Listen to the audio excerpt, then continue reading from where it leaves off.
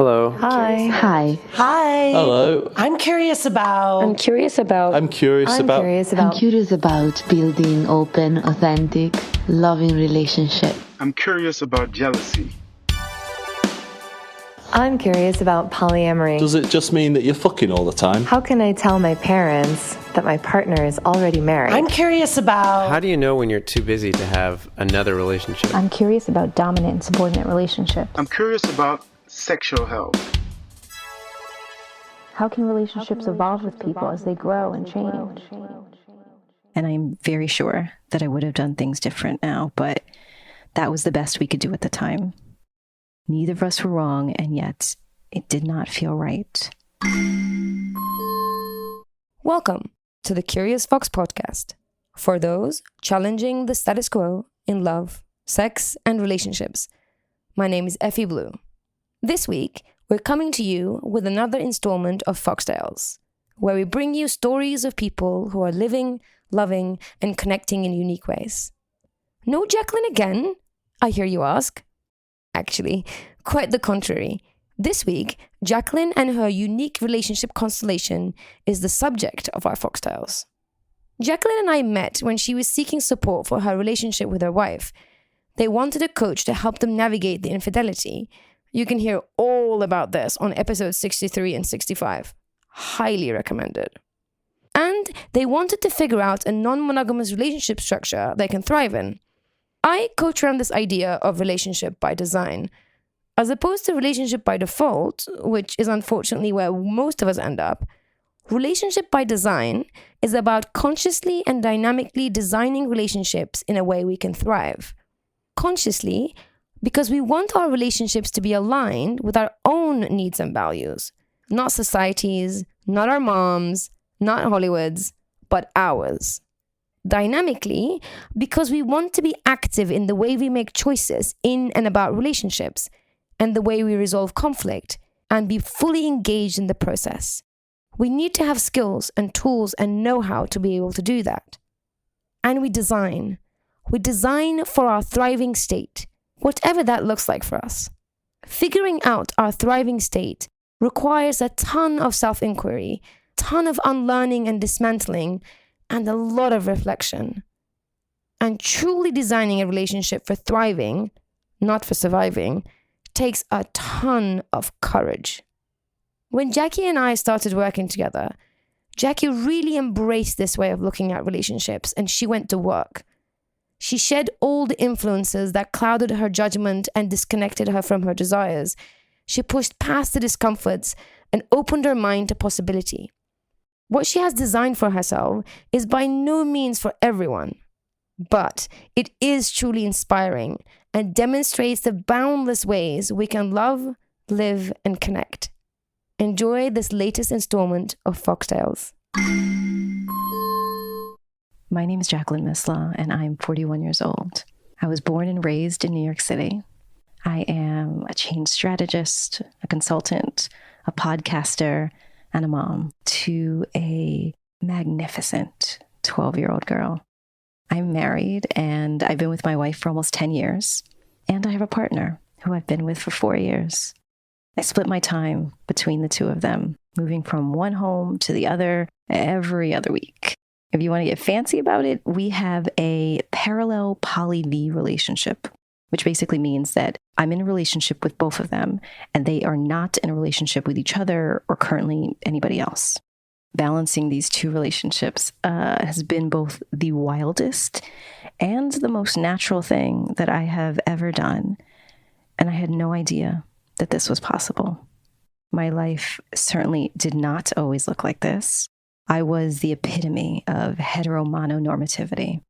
I was married to a great guy. We had a big home, a gorgeous daughter, a good job, a hybrid car, and the esteem of friends and family. I had a wonderful life, but it wasn't mine. It was a life that I created based on what I thought I should have, based on the formula that society says is going to lead to happiness, and frankly, based on how I wanted others to perceive me. My philosophy was that if I was going to do anything, I should be great at it. And so if you gave me a list of expectations, I was going to exceed them. It was my way of trying to exert some control in a world where I felt like I was either too much or not enough. And I played a role for a long time. Worse yet, I don't even think that I realized that I was playing a role. I thought that discomfort that I felt inside was shame. Shame for desiring more. But it wasn't shame. It was fury. The control that I used to fit the mold actually masked my indignation. But I was paying so much attention to exceeding everyone else's expectations that I didn't realize that in my attempt to play by their rules to win the game of life, I was actually just losing myself. That was a lesson hard earned, but I learned it. And I would love to tell you how I got there. I met my husband when I was 21. We were in college poetry class, and while I was exploring my trauma and pain via verse, he was creating rhymes about garbage pail kids.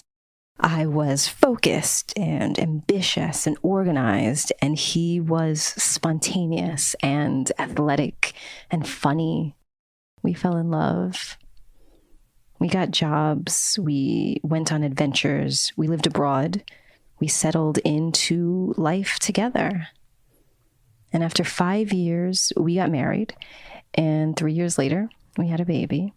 It was probably a little after my daughter turned 2 when everything changed and everything fell apart. In addition to the stress of being new parents, the different ways that we saw and showed up in the world began to take its toll. After 10 years of being together, the things that once drew us together were now pushing us apart. That structure, that ambition that I brought to the marriage eventually started to feel like nagging. And that lightness and play that he brought eventually started to feel like laziness. I wanted him to work harder for our life, harder for our relationship, particularly now that we had a kid. And he wanted me to chill out and to stop pushing him so much. And we were both right. We were barely in our 30s. At that point, we still had a lot to learn. Looking back 10 years later, I understand the situation with much more humility and empathy.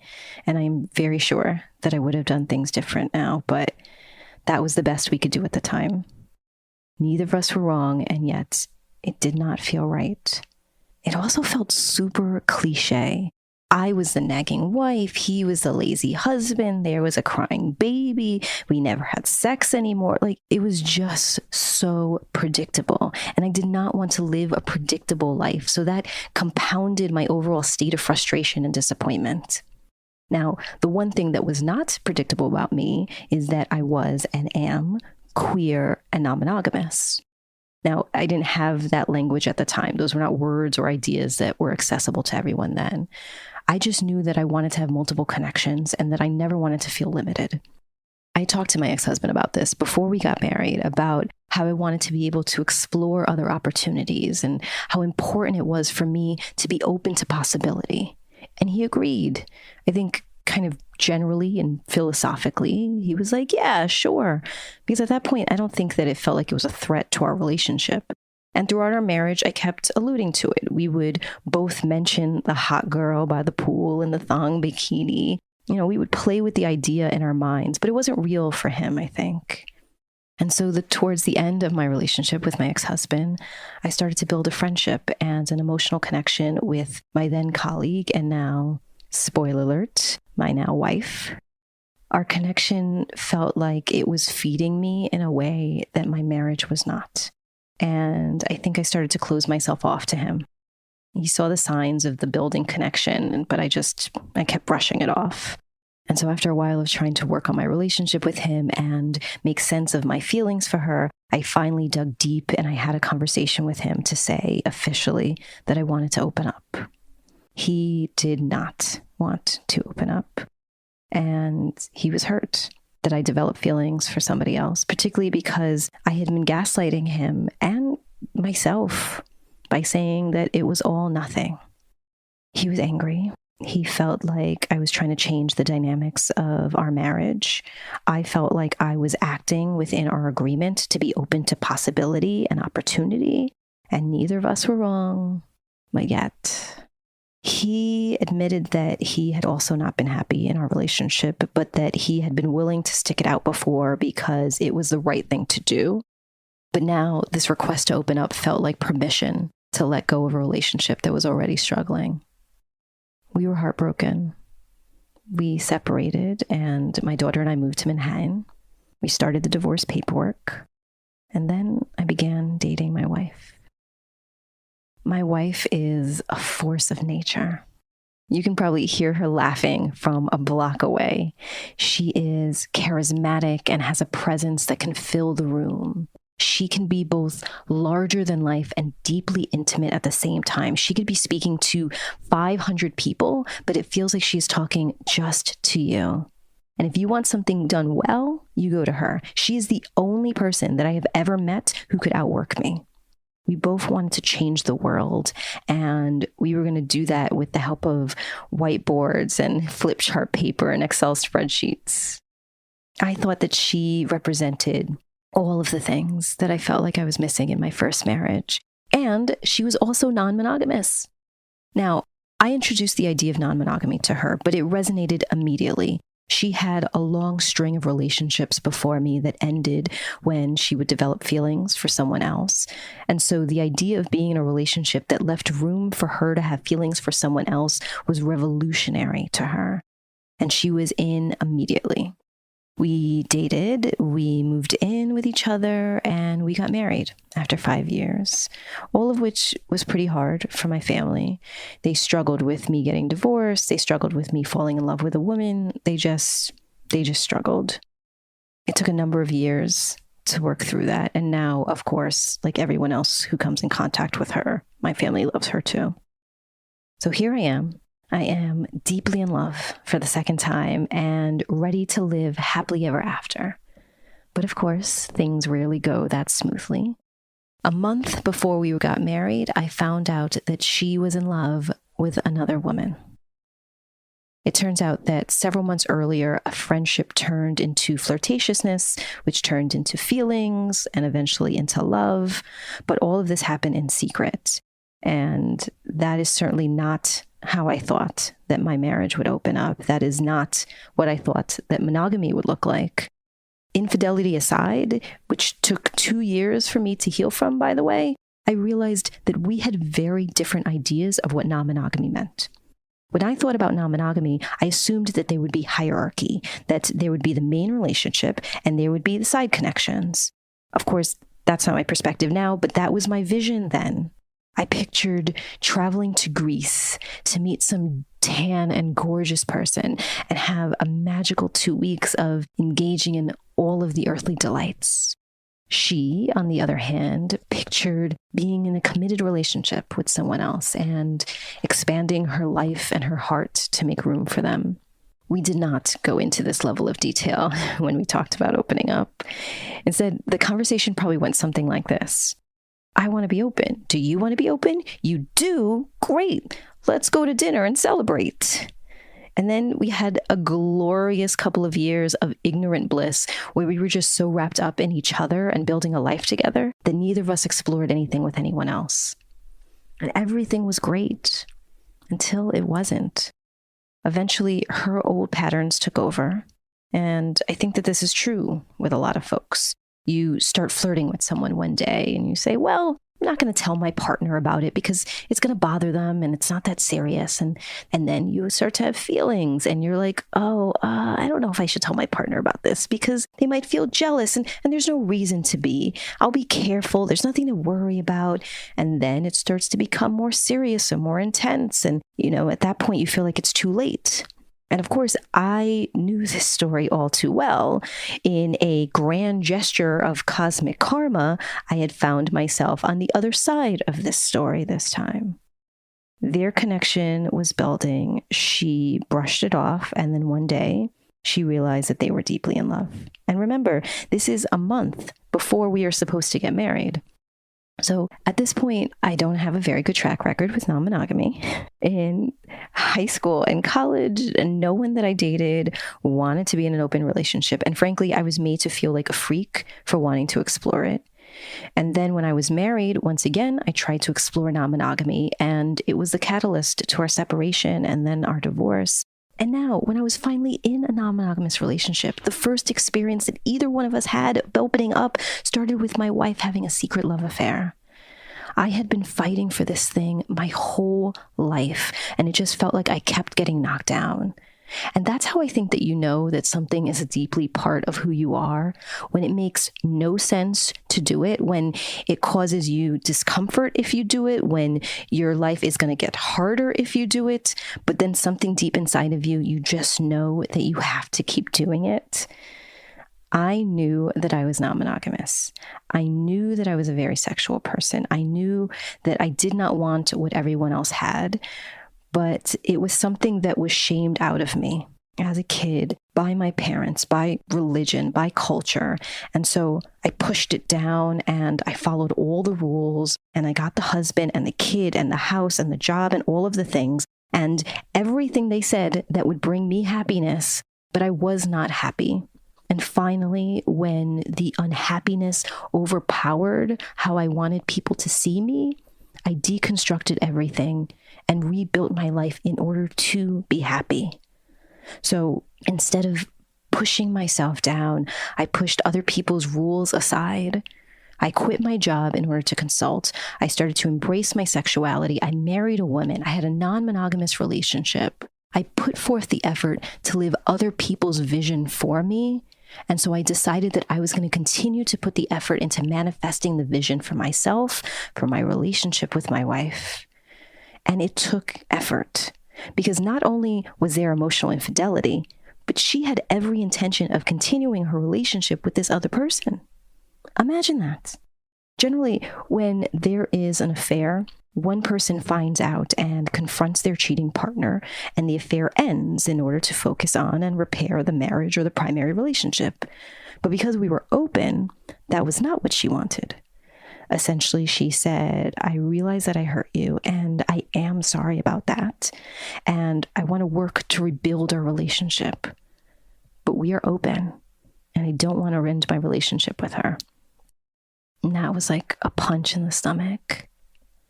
You know, the first time with my ex-husband, I initiated the change. But the second time around with my wife, the change came from me. And it took me a minute to regain my balance. But, you know, just like the overachievers that we are, we stayed. We worked to heal what we had broken. And it took a lot of work to get back to a place of trust and to make room in my life for this woman that she loved. Because at the end of the day, philosophically, I did want to be open. That structure, the dynamic, that freedom, that autonomy, it did speak to me. But the whole thing, working on healing this, working on building trust, it consumed 2 years of my life. It was 2 years before I was able to rebuild an emotional, safe relationship with my wife and redirect my attention to my life outside of my marriage. 2 years before something started to shift inside of me. I finally realized that the more full my life was, the more I was focused on my job and my pleasure. And frankly, the busier that I was, the less I was paying attention to what my wife was doing. I started running. I went out with friends. I would go on solo dates to museums and restaurants. I took boudoir photos for my birthday. I caught up on movies that my wife never wanted to watch. I went on adventures with my daughter. And there were days I would just wake up and say to myself, what is it that you want to do today? Which is not something that I remember ever asking myself before. And then I would go and do that thing. And that's when I was finally able to sign up for dating apps and go to Open Love NYC events and Curious Fox events and finally just start dating. Cut to New Year's Eve, 2018. I am on OkCupid and I see this profile of this hot woman with this you can't define me non-binary energy. Her profile was clever and it was sweet. And so I swipe right and it is a match. And we start texting each other and I jump straight into it because at this point, I've been on apps for a while. I've been on a number of dates, and I refined my language about me, my open relationship, and what someone could expect of me. By then, I had realized that despite my vision for this wild and free tryst on the beaches of Greece, that after being in relationships since I was 16 years old, I actually knew only how to be a girlfriend or a wife.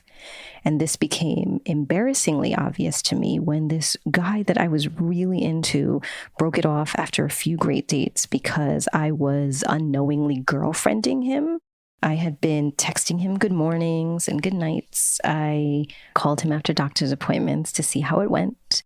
And essentially, to no one's surprise, I was not being chill.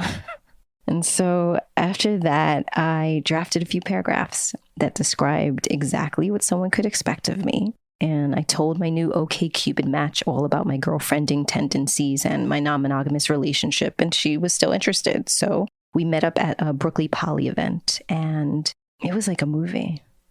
It was actually one of the only times in my life when the fantasy in my head took place in real life. Everyone disappeared, and we just kind of floated towards each other in the middle of the room and kissed. She has a warmth and an energy that makes you feel like you've known her forever. She is incredibly thoughtful and caring. She is a fantastic cook. And she can make me feel weak with just the raise of her eyebrow. And now it's been 4 years and we are still together. And I should stop and say that, yes, I'm very aware of the fact that I said that this is exactly not what I wanted out of non-monogamy, that there was no trip to Greece and no sex on the sand. But when it came time to listen to my inner compass, it pointed to her.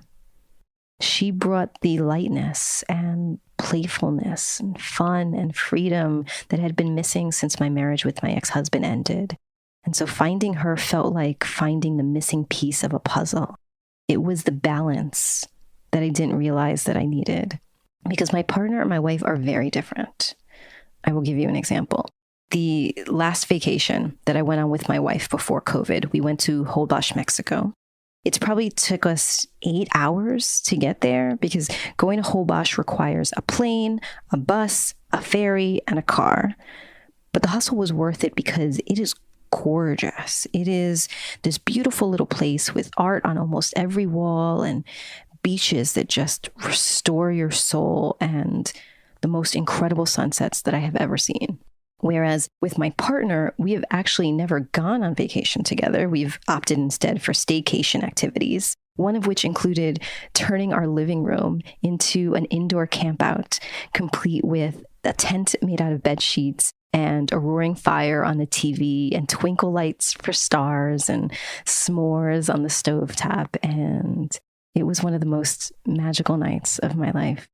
My relationship with my wife is filled with big dreams, deep conversations, a drive to change the world, and a work ethic that is able to manifest all of it. And my relationship with my partner is filled with spontaneity and ease and play and the desire to enjoy the deliciousness of simple things. I need and I want both. I think that too much of one or the other would not be good for me. It's the balance that has helped me feel fully seen. And I've also learned not to just rely on them to feel fed. It's a lesson that I learned from my first marriage, that it is not the responsibility of one person or even two people in my case to fill every need. My romantic partnerships cannot be my everything. It takes a village to love a Jackie. I need friends, colleagues, family, flirt buddies, and all of the people in my beautiful, complicated world to tap into all of the parts of me that want to feel fully expressed. And that also includes plenty of time on my own, which is actually a beautiful transition to some of the hard things about being in this relationship construct. It would not be fair for me to highlight all of the lovely parts and leave out the parts that suck. First of which is, it is really hard for me to find time for myself. While my wife and my partner both have a week on their own to do their own thing, I am always living with someone. So this is how it works. Every other week, my daughter switches between my house and her dad's house. He lives a few blocks away, and he and I are still friends, and we're great co-parents. And so each Wednesday, she switches from one house to the other. And when she switches, so do I. So on the weeks that she's with me, we're in our home with my wife. And the weeks that she's with her dad, I go home to my partner.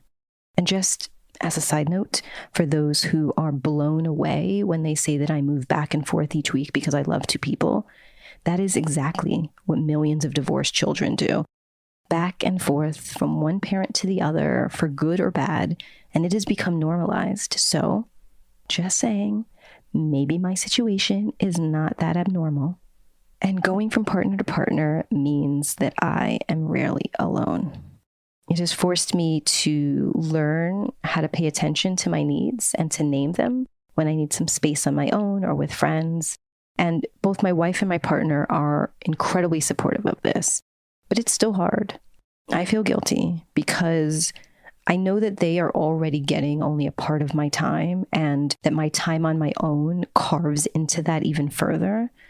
And I want each of them to feel loved and prioritized and connected, which leads me to another difficult aspect of this structure, is that everyone is always missing someone.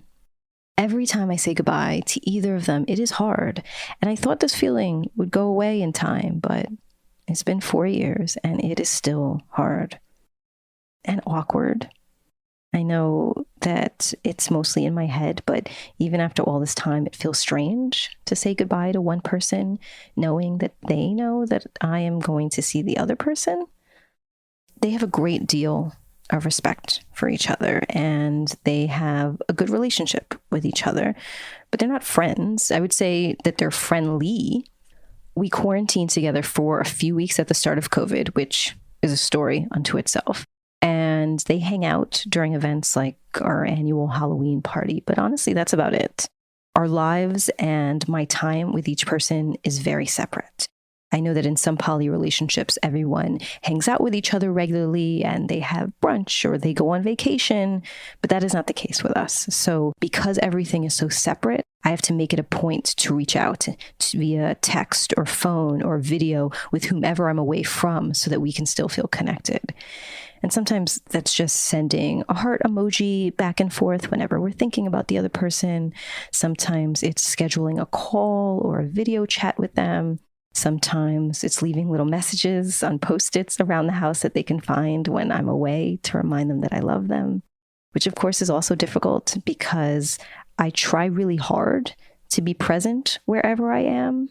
And so it's a challenge to balance both being present with the person that I'm with, staying connected to the person that I'm not with, and making time for myself while not taking on anyone's disappointment.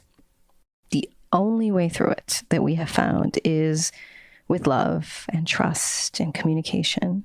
We have created space where each person could be honest and share when their cup is not feeling full.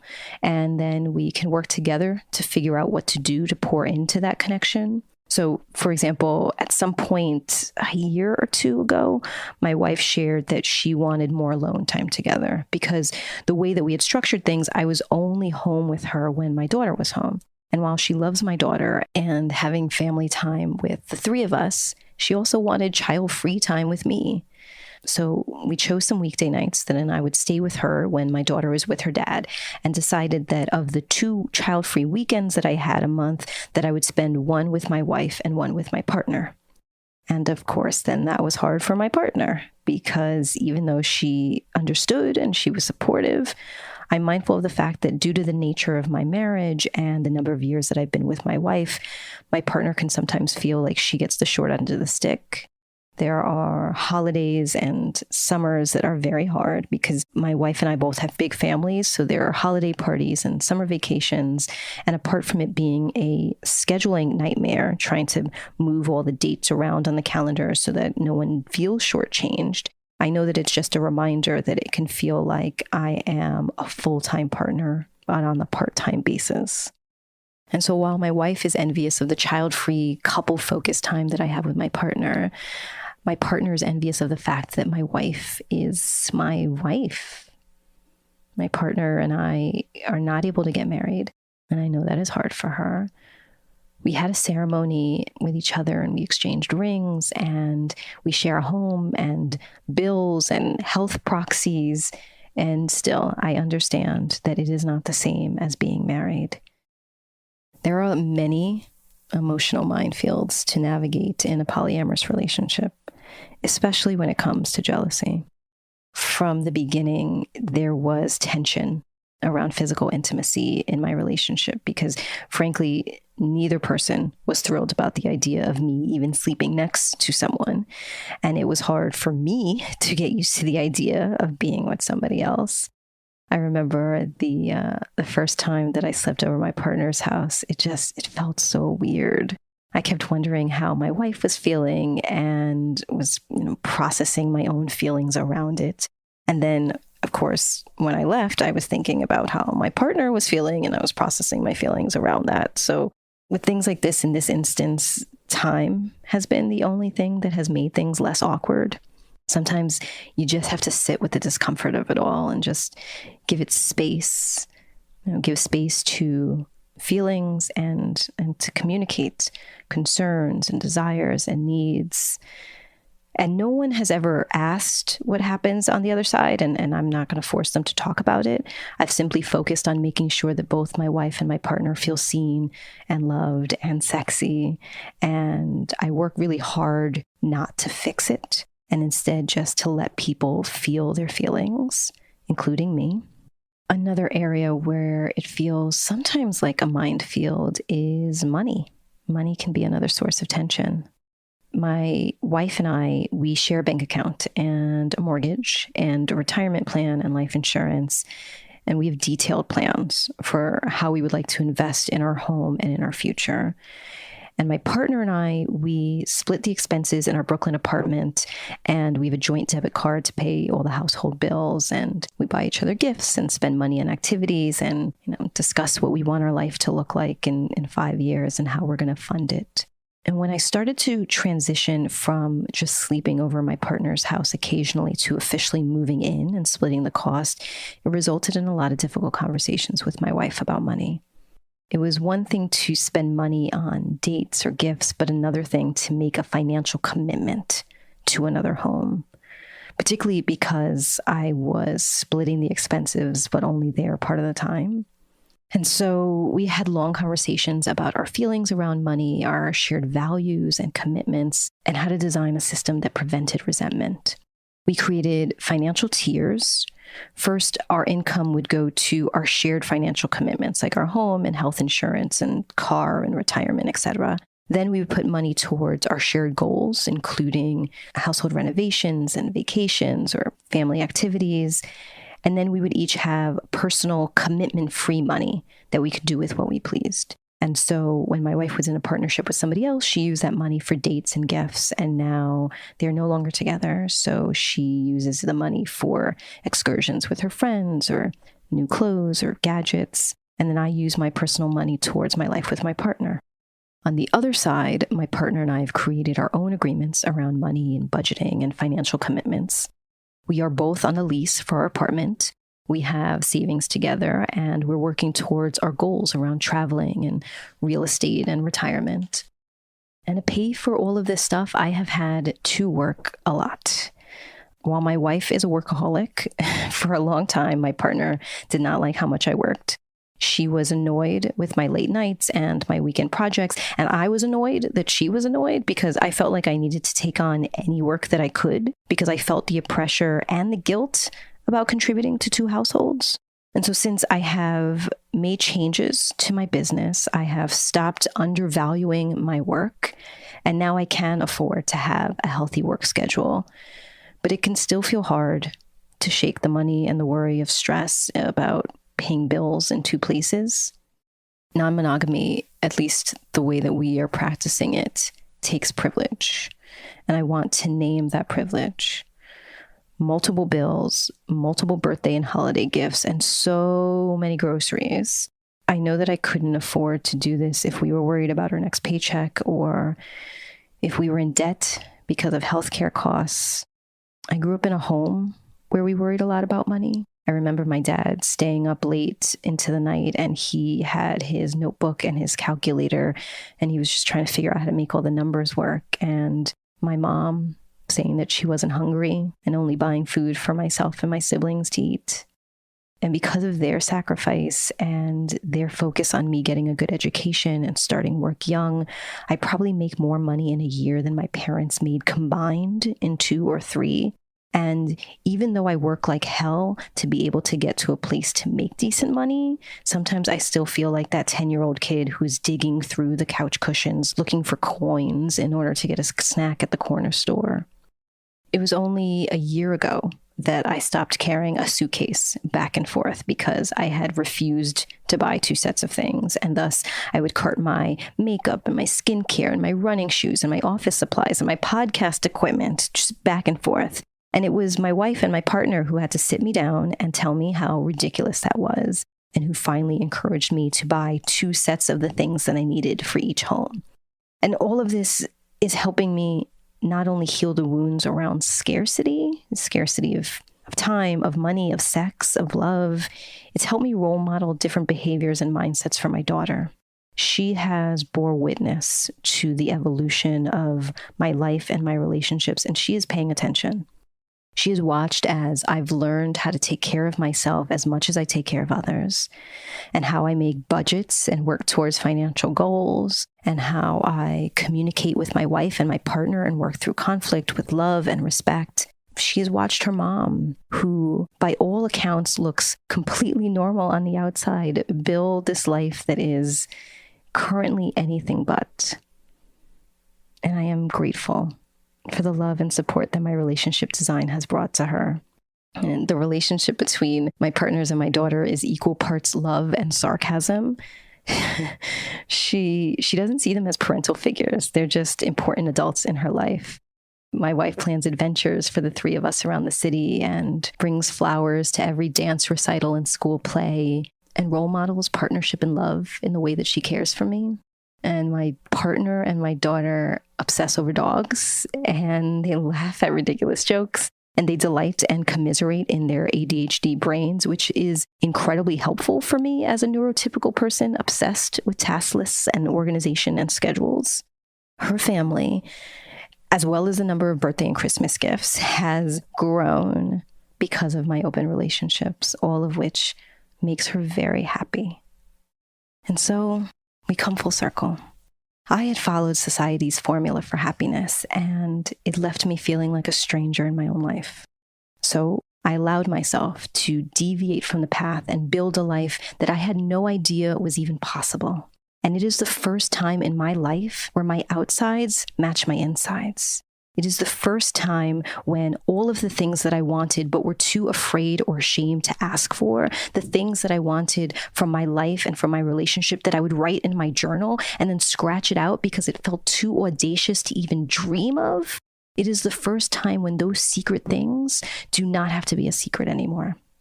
I listened to my inner compass, had a lot of uncomfortable conversations, messed up and tried again, and started to live a life in possibility. And the evolution of my life has allowed me to trust and embrace the freedom of not knowing what's going to happen next. And it is scary as hell. But what feels scarier is ending my life without having fully lived it. And so I think that all the logistics and the complications and the disappointments and the conversations, it is all hard. But the life that I was living before was hard. Suppressing parts of myself to fit in and appease others was hard. Watching my life happen without living it was hard. And so frankly, it is going to be hard either way. I would rather it be hard and have peace of mind and have a sense of freedom than it be hard and feeling unseen and unfulfilled. For more from Jacqueline, jump onto her Instagram at Jacqueline Misla. If you want to hear her OkCupid manifesto, go on our Patreon at We Are Curious Foxes, where she shares it exclusively with our Patreons. You can read more from Jacqueline on the Curious Fox website. wearecuriousfoxes.com. If you want to weigh in on this topic or connect with our other Foxy listeners, head to Facebook and join our Facebook group at We Are Curious Foxes. Please share our podcast with a friend, quickly rate the show, leave a comment on Apple Podcast, and connect with the show however it makes sense on your favorite app. Is it a like, favorite, or subscribe? This will take a few seconds of your time, and it will have a huge impact on us. To support the show, join us on Patreon at We Are Curious Foxes, where you can find mini episodes, podcast extras, and over 50 videos from educator-led workshops. And let us know that you're listening by sharing a comment, a story, or asking a question by emailing us, or even better, sending us a voice memo at listening@wearecuriousfoxes.com. This episode is produced by Effie Blue and Jacqueline Misla, with help from Yağmur Erkişi. Our editor is Nina Pollock, with whom we have the perfectly designed relationship. Our intro music is composed by Dev Saha. We are so grateful for their work, and we're grateful to you for listening. As always, stay curious, friends. Curious Fox Podcast is not and will never be the final word on any topic. We solely aim to encourage curiosity and provide a space for exploration through connection and story. We encourage you to listen with an open and curious mind, and we'll look forward to your feedback. Stay curious, friends. Stay curious. Stay curious. Stay curious. Stay curious. Stay curious. Stay curious.